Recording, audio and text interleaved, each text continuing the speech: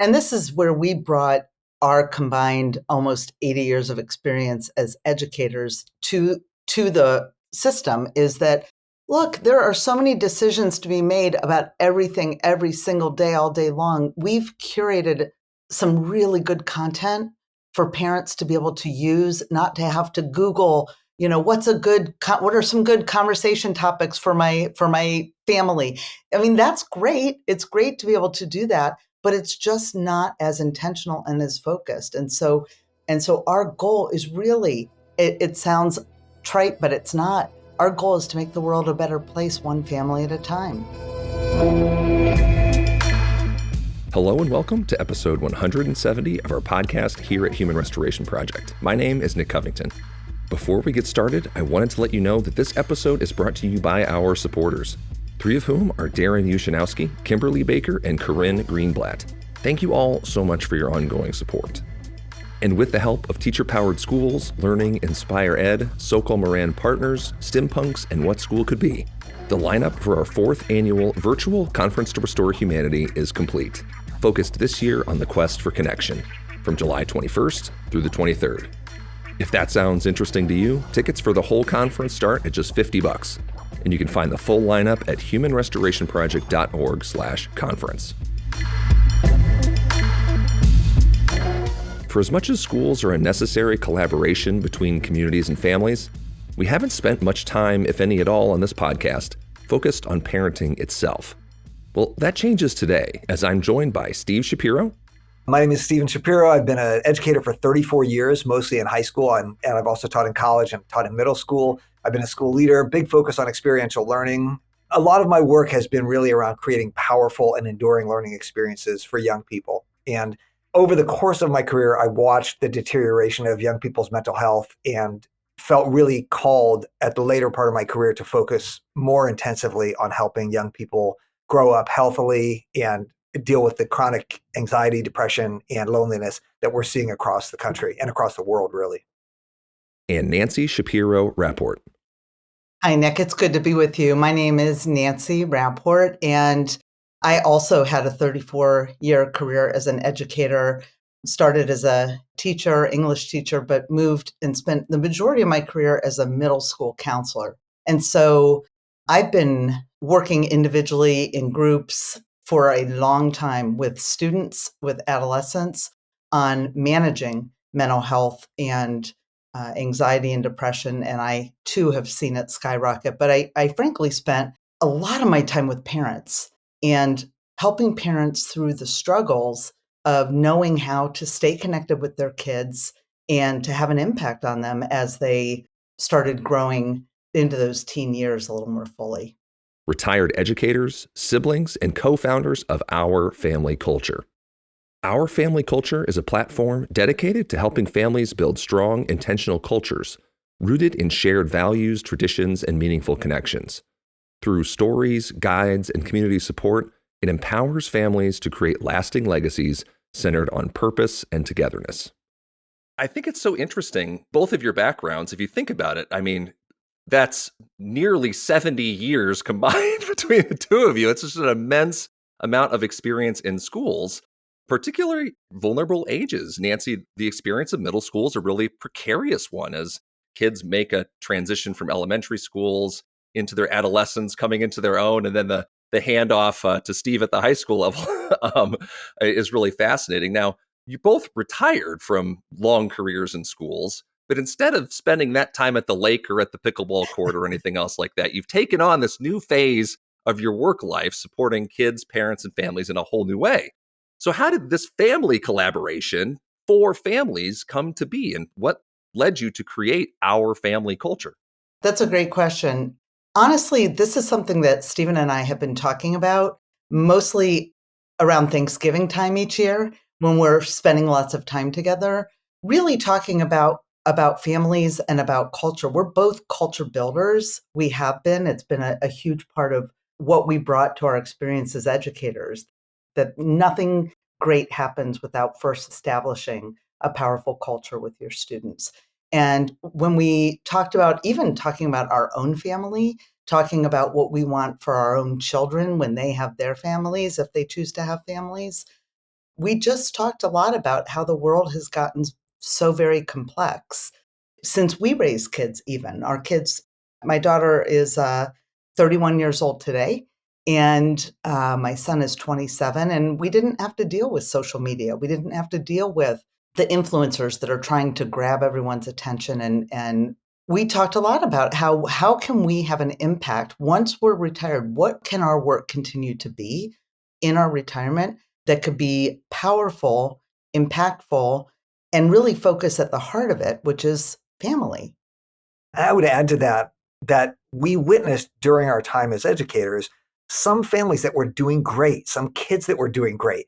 And we noticed this pattern that the kids who were doing great disproportionately came from families that had really clear and aligned ideas about what they were about and what they were trying to do in terms of raising their kids. And so we realized that if we wanted to help kids be successful and thrive, we had to help parents be more clear about what their family was about. And so that we've talked about that for years. And with the time that we have in our retirement, we're really contributing all of our efforts to trying to help parents raise emotionally healthy kids by being more purposeful and intentional about how they parent. Yeah, we talk all the time in education about how, the issues of school don't just arrive, they're out of the mist or whatever, right? They come in through the schoolhouse door from families and communities around there. So you're talking about going upstream a little bit of solutions that aren't school based, but that are actually rooted in communities and families and enriching conversations around those values. One thing that we had talked about, Steve, we had the benefit of being in Canada together over the last week for the Mental Health Summit. One thing that really struck me in your conversation about this was an emphasis on changing behavior over just changing values. And I would be curious if you'd be willing to share with listeners your impassioned rationale for that, because I found it very compelling. Absolutely. So our partner in this work is David Friedman, and David has written the book Culture by Design. He's been a culture builder in a business setting for a long time. And one of the things that David has been really great about in terms of clarifying is that people talk a lot about values, but values can be nebulous or unclear. Like we say respect is important, but like what does respect mean? What does respect look like? Different people define respect differently. And that we can have a lot more impact if we clarify specific behaviors that reflect those values. So, for example, if you want to raise a resilient kid, instead of saying resilience is important, you have a behavior that you identify, which we call bounce back. And so you can talk about what does it mean to bounce back? That's what resilience looks like. If you want to raise a kid with integrity, you can have a behavior you call do the right thing, which is a very specific way of describing what that behavior looks like. If you want to raise a kid that perseveres, you have a fundamental called stick with it. And so these fundamentals are really descriptions of behaviors that reflect your values. And if you have language that specifically speaks to behavior, it's a lot easier to build a culture. I mean, in the end, we talk about culture as a reflection of values, but really culture is just the series of behaviors that happen over and over again that demonstrate how those values live in a culture, in a group.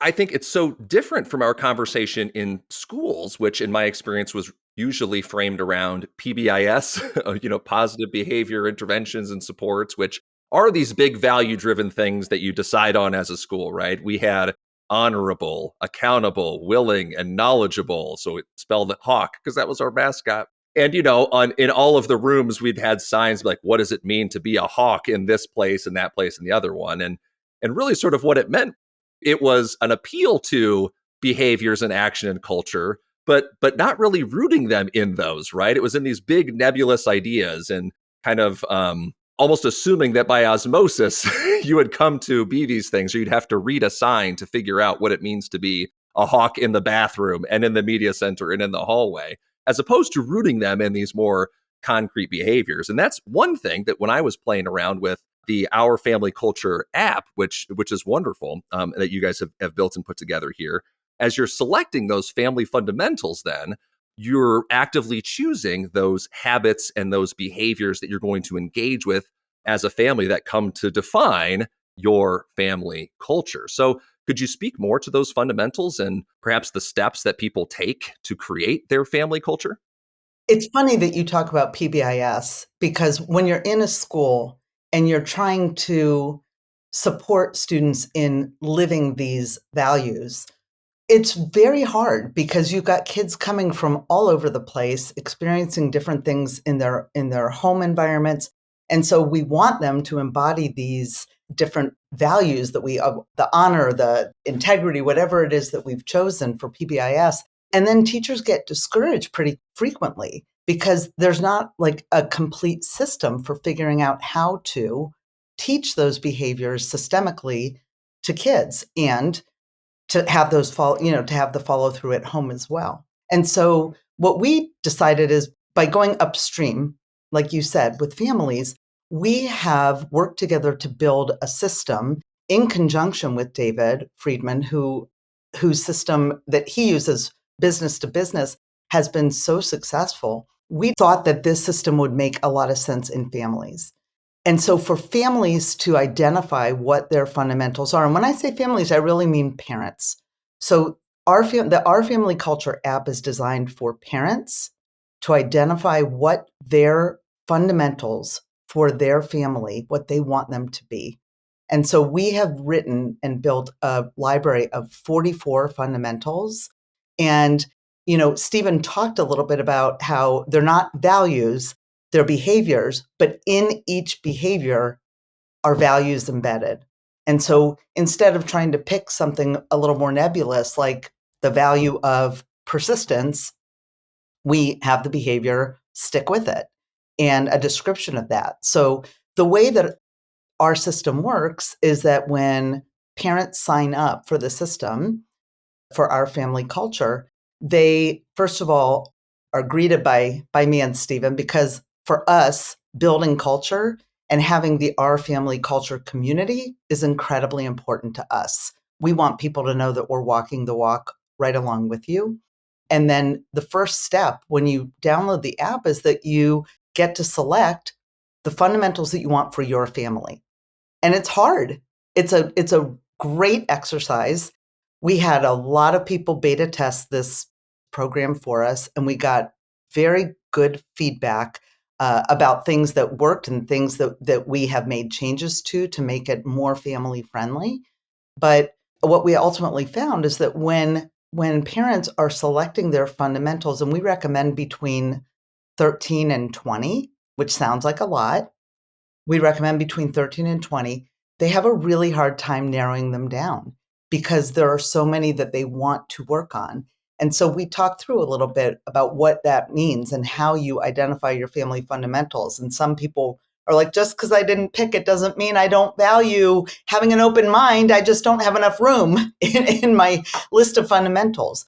But we do ask that people pick between 13 and 20. And that goes back to the marathon, not a sprint. Because what happens with the system is that we provide the content for people to practice one fundamental a week as a family. And when I say practice, this is really important. We're not talking about people having to add an extra 30 minutes to their day to do Our Family Culture. Like, how many more 30-minute chunks of time can we add into our day when people, do this for exercise, meditate, cook healthy meals, right? All the things that we're asked to do. What we do here is we provide content for people to have conversations and work the fundamentals with their families during times that they're normally spending together. So it could be when you're in the car. It could be when you're putting your kids to bed. It could be when you're having dinner together as a family, if you're doing that. If you're not, it might encourage you to start doing that so you've got time to be together as a family, because that is the elusive for everybody right now is time. We don't have time. We don't have time. We don't have time.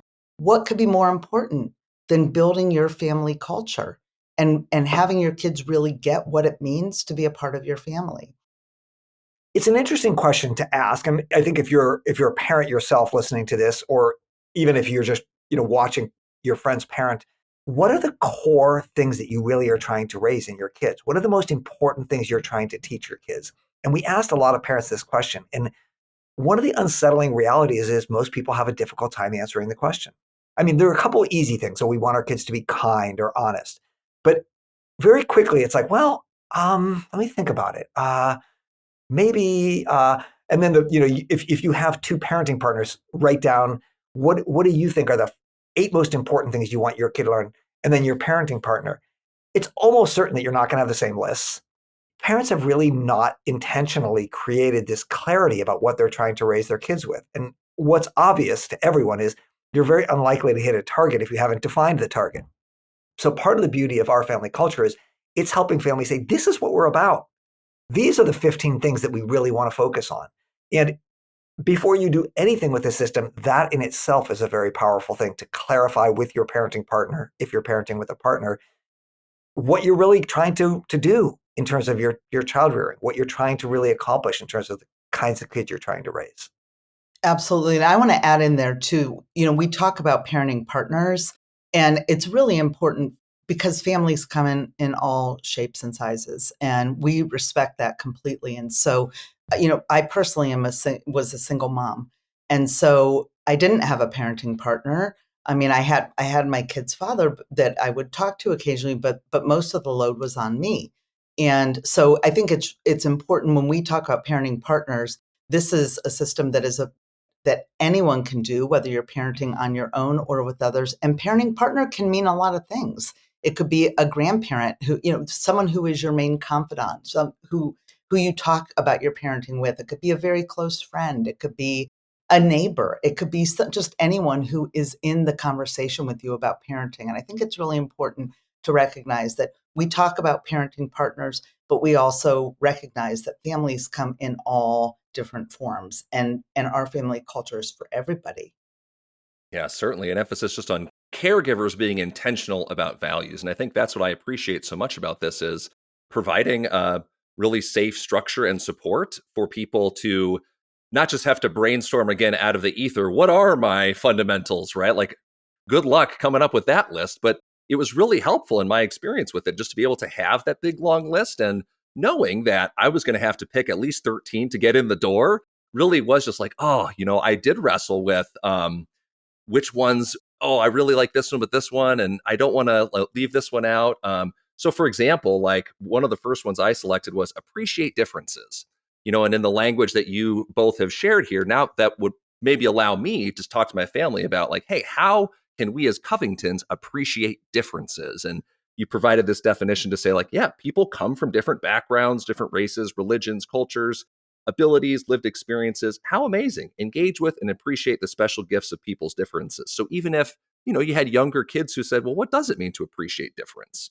How can we be more inclusive of all of these things? Or a lot of mine are the appreciation ones, I realize now, but appreciating nature. The world is filled with beauty. Spend time noticing, appreciating, and connecting with the natural world.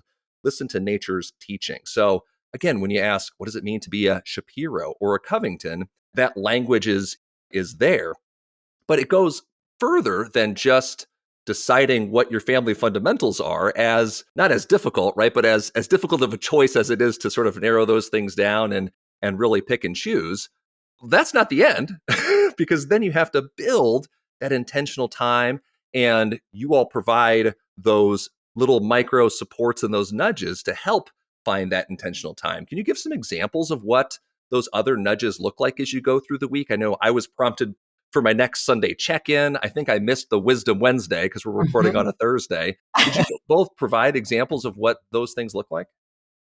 These are really simple things. So basically, we're giving you one small thing you can do each day to practice that fundamental during the week. So you're practicing one fundamental per week. So as an example, let's say practice kindness is your fundamental. On Monday we might send you a discussion question, something simple. So instead of saying how was school today or what'd you do in school today, you might have a question that says something like, what was the kindest thing you saw someone do today? Or a question like, would you rather do an act of kindness for someone else or have someone else do an act of kindness for you? And these are just little questions to get you talking to your kids about kindness and why it matters. Or we might send you on Tuesday like a 2-minute YouTube video of someone doing this beautiful act of kindness that you can watch with your kids. It's just like, oh, here's 2 minutes. And you might have a conversation with your kids about it, or you might just watch it and just let it resonate with your kids. We have some other examples of things that we send that are like scenarios. What would you do in this situation? Would you rather questions? We have one of our favorite things we offer is what we call sort of storytelling or vulnerability questions. And this might be a question where we invite parents to show some vulnerability in discussing the fundamental with their kids. So an example with kindness might be, parents, tell your kids a story about a time in your life when you were less kind than you wish you had been. Ask your kids for some advice about what they think you should have done differently. And so this is a really lovely time you're talking about practicing kindness by acknowledging a place where you fell short on that fundamental earlier in your life and engaging your kids in advice giving to you. So over the course of a week, you're going to have a series of short conversations with your kids about practicing kindness. And that will all culminate at the end of the week with this reflection. We have a journal feature in our app. If you want to capture some of the great conversations you had, you can record videos, you can record audio, you can record written reflections. And then on Sunday, you'll start the next fundamental and start over again. And if you have 18 fundamentals, you'll do that for 18 weeks. And then on week 19, you're back to practice kindness with all different questions and different content. And you do that for 18 more weeks, and then you're back to practice kindness again. And the end outcome is that when you practice something over and over and over again in very small ways, the slow drip, that's how culture is built. Culture is not built by a big one-night event or a weekend retreat. Culture is built in the slow, small, steady experiences that reflect a clear idea of what you're trying to build. And this is how it works. This is how the system works. And they're repeated over and over and over again. So it goes back to, how can you choose that many fundamentals and practice that many fundamentals? Because you're not seeing it once. You're seeing it over and over and over again, because ideally, this is a system that you don't use one round through. You use it for hopefully years, until this stuff is just so completely embedded into who your family is and how you speak, that when you're out and about going for a walk and you see litter in the street, and one of your fundamentals is leave it better than you found it, then nobody says, oh, pick that up, or we should pick that up. Or if you go to pick something up, say, why are you picking that up? It's not yours. None of that happens, because we're leaving it better than we found it. We happen upon some litter and we're going to pick it up because that's one of our family fundamentals. We're going to leave places better than we found them. Yeah, and I think that shorthand, I think the beauty of the behavior description in the fundamentals is that it becomes a shorthand that is automatic to your family. So, for example, if you want your kids to be resourceful, and you may have find a way as one of your fundamentals. So the minute your kid's like, hey, I can't figure out how to do this thing, it's like, nope, find a way. And this is how it translates into schools. If you have kids that are practicing find a way at home, you know that kid where you pass out a paper, it's like, how do you do this? I don't know how to do this. It's like, find a way. Try to figure it out on your own before you start asking me for help. This is what we do. We're resourceful. We don't immediately fall to, I need help. We figure it out. We find a way. And so the beauty of these fundamentals is when kids practice them at home, they show up in school in really positive ways. And some of them are very specific, like include others. Well, if you practice include others at home, when a new kid moves into the school, or when there's a kid that feels left out, when kids are choosing groups, there's going to be some kid in your class who's been practicing include others at home who will automatically just go like, oh, I noticed that kid just moved in. We should probably see if she wants to eat lunch at our table. And that's because they've been practicing include others. They have the language in their head and it comes right to them.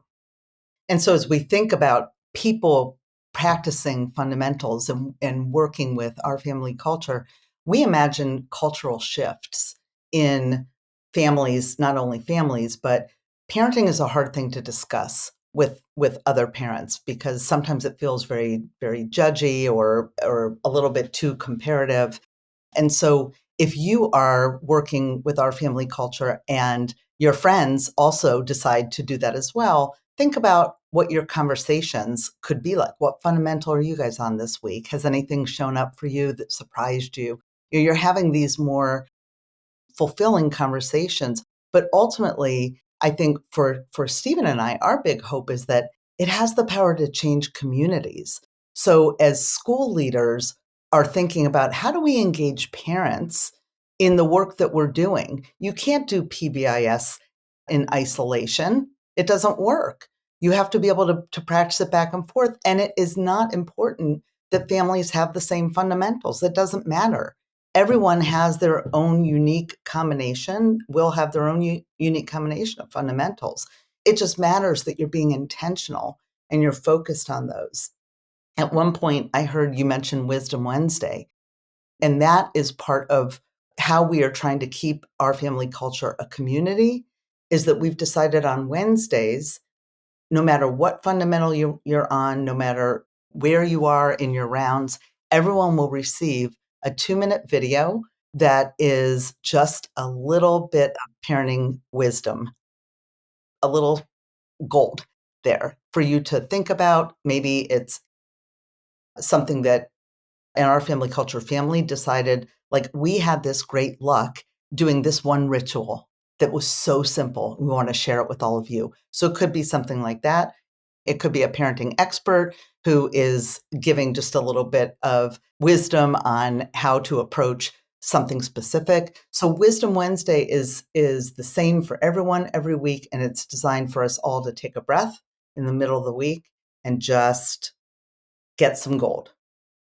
Yeah, I would also, just going back to Nancy's point about schools and school leaders, I think if you're a school leader listening to this podcast, one of the things that we have had really great experiences doing is where schools have invited us either in person or through a webinar to just do a short overview of how to build family culture at home. And whether parents choose to join the Our Family Culture system or not, I think it's very valuable for schools to give parents tools to help them think about how to do better at home.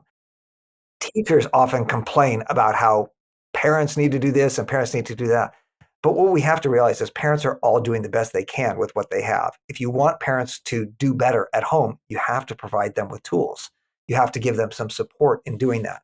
And so schools have said, why don't you do a webinar with our parents just to talk about how you could be more intentional about your family culture building? Not so much to say you need to join our family culture to do it, even if you want to try to do it on your own.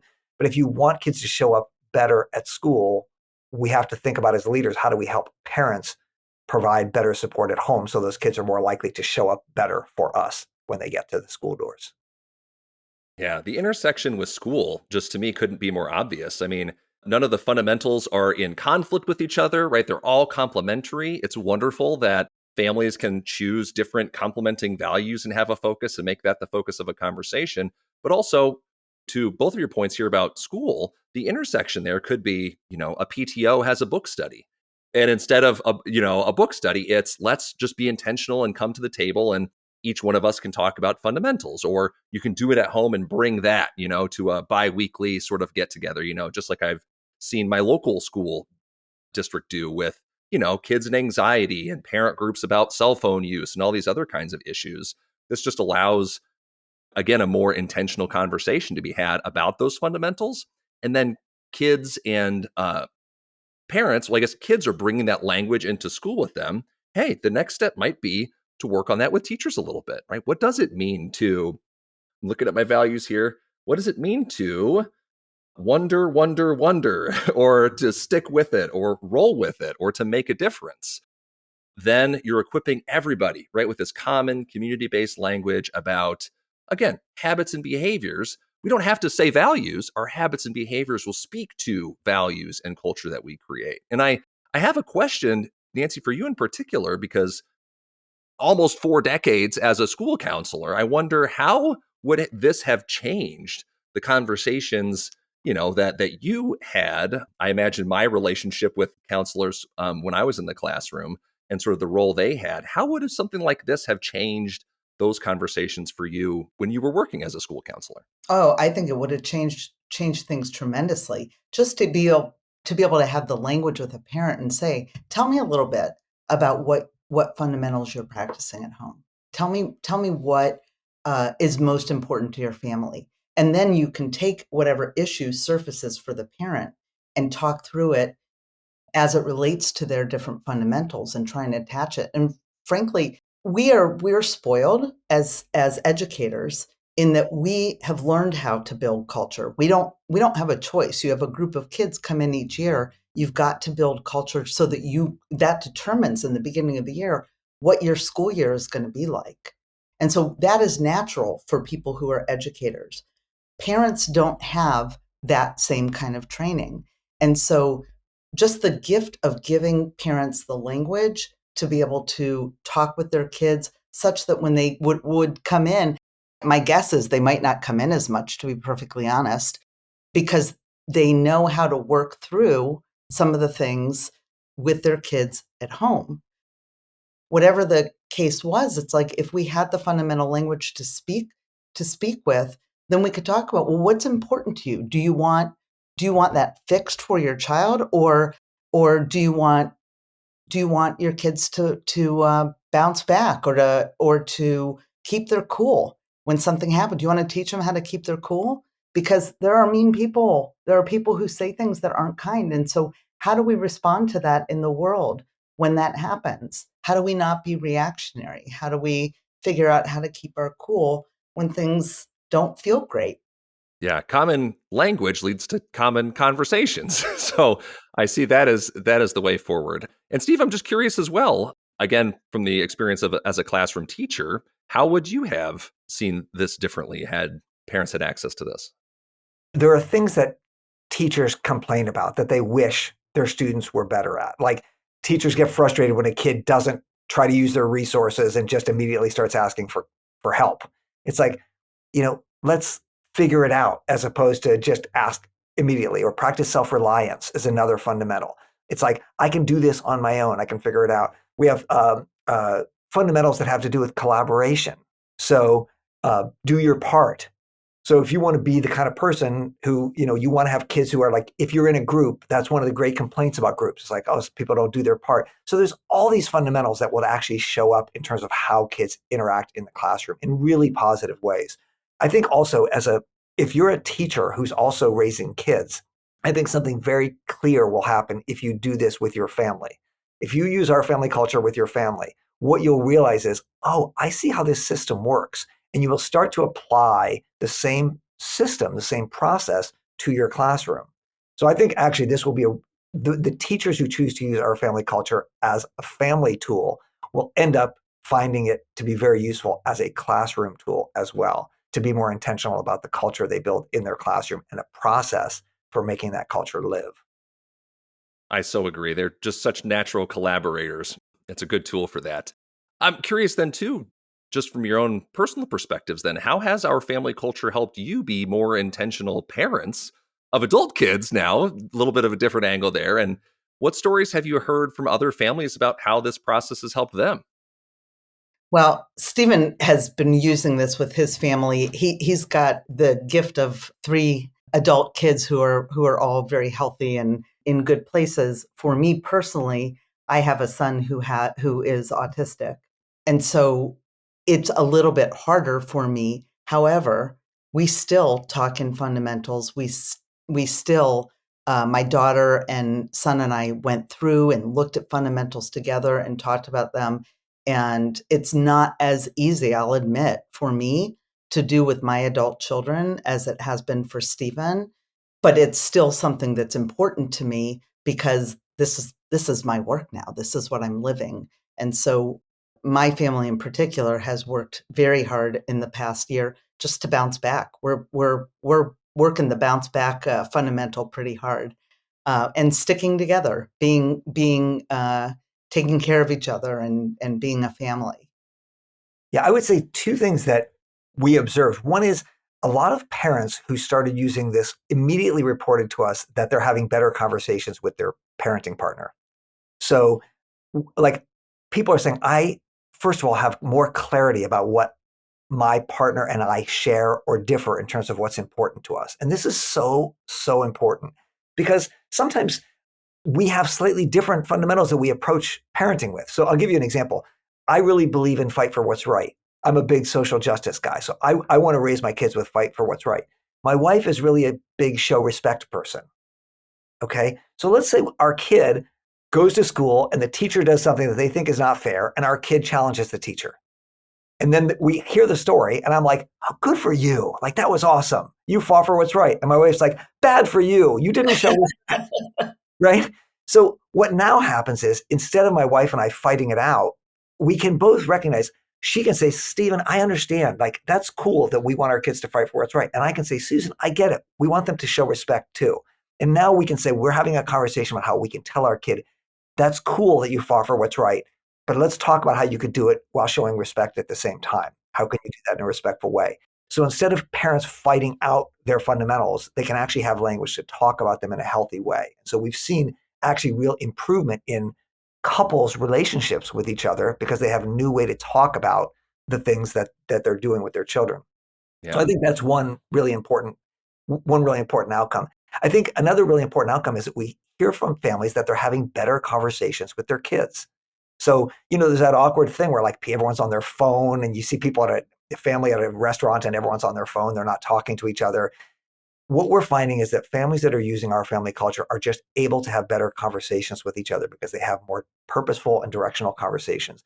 I spent my entire career like leading great discussions with kids. That's all I did. I was a really discussion based teacher. So now instead of you having to figure out how to have a great discussion with your kids, I'm feeding you. Nancy's feeding you the questions you can ask. We're feeding you the stuff. It's like we're giving you the expert support to like have a great conversation with your kids in a way that you might not have known how to do it on your own. So it's a lot of improvement in connectedness and families feeling like we talk to each other, we talk about more interesting things, we talk about more important things, we're more connected to each other.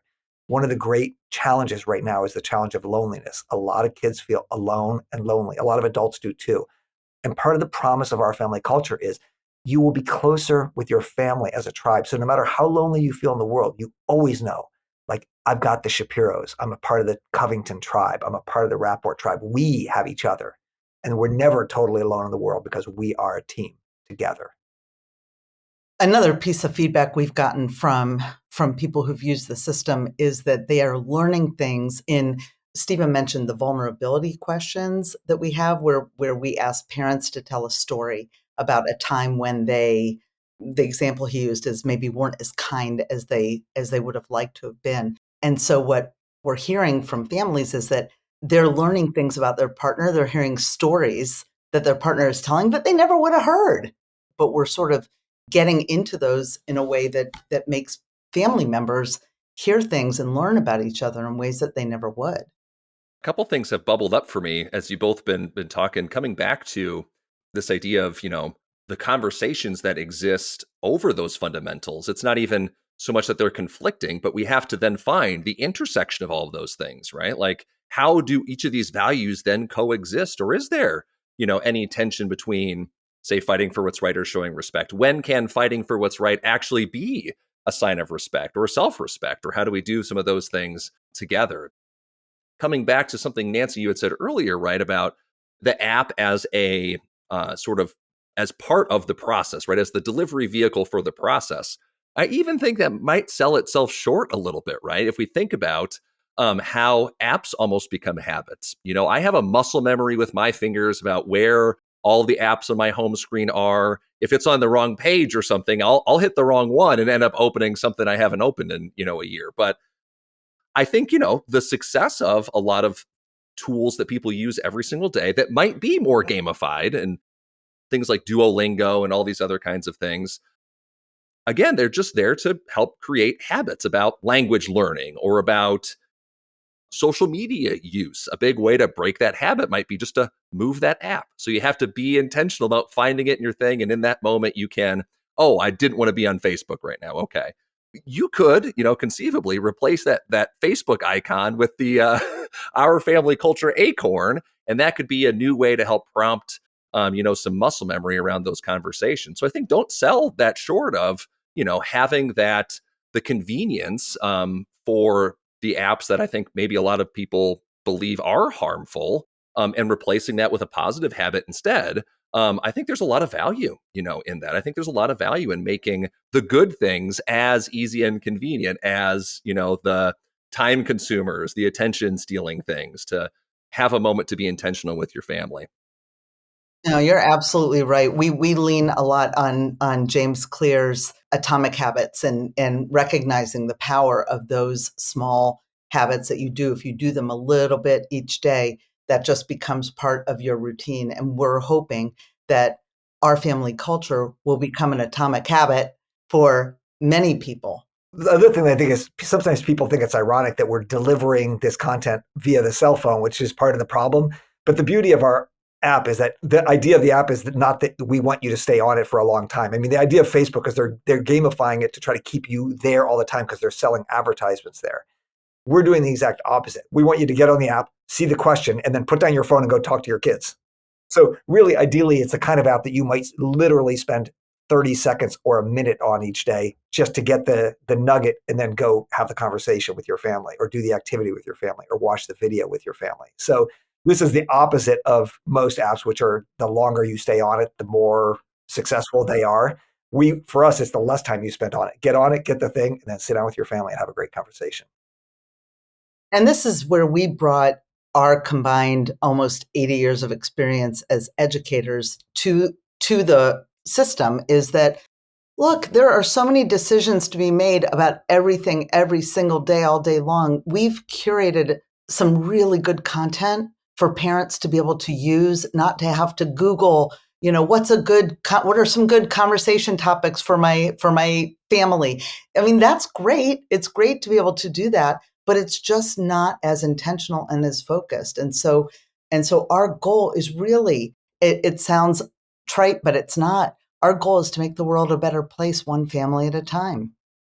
A couple other things I want to mention about the system is that really, obviously, the best time to teach your kids these things are when they're young, and you just practice it over and over and over again, because it's harder to teach new things, especially in the teen years.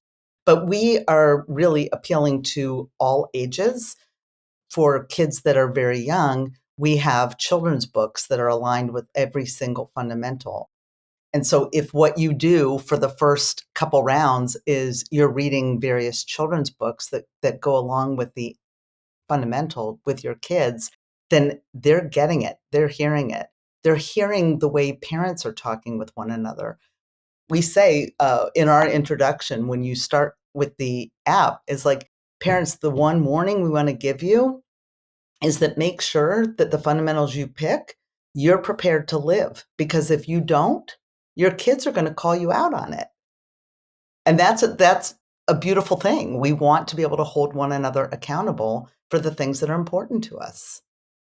We've been talking about all of these wonderful ways that parents, families, kids, schools can connect to their fundamentals. How can people connect with both of you and learn more about our family culture?